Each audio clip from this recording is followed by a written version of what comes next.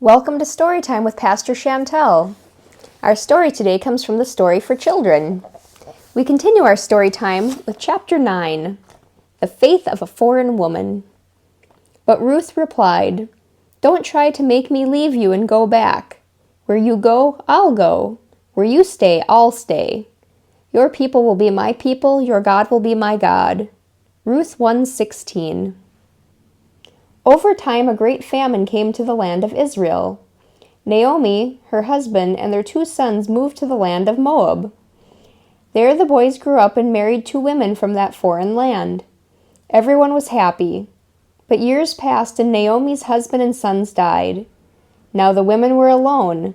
Naomi told her son's wife she was going to return to Bethlehem. Sadness turned to joy. Ruth 1-4. Ruth ran down the road after Naomi.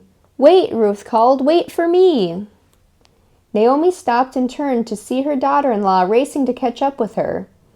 The older woman put down her belongings and shook her head. "No, Ruth, you must stay here. Moab is your home. Your parents live here. It would be best for you to be with them." "But I will be sad if you leave without me. Wherever you go, I will go too." There on the road, Ruth made her choice. She and Naomi had been through so much together. It was time to start a new life. "Truly, you are a daughter to me," said Naomi. "We will go together." When the 2 women arrived in Bethlehem, all the townspeople welcomed them. They remembered Naomi. They were happy to have her back in their neighborhood. When they learned about Ruth's kindness to Naomi, the people were pleased to be her friend too. Ruth and Naomi made a home in Bethlehem. Even though they were very poor, they thanked God for providing for them. Each day, Ruth tried to find food for herself and Naomi. Her mother-in-law suggested she go into the fields owned by a rich man named Boaz. "He's my relative, so he will take care of us." Every day, Ruth went to the fields of Boaz. As the harvesters finished cutting the stalks of grain, Ruth followed them to gather what was behind. One day, Boaz noticed Ruth.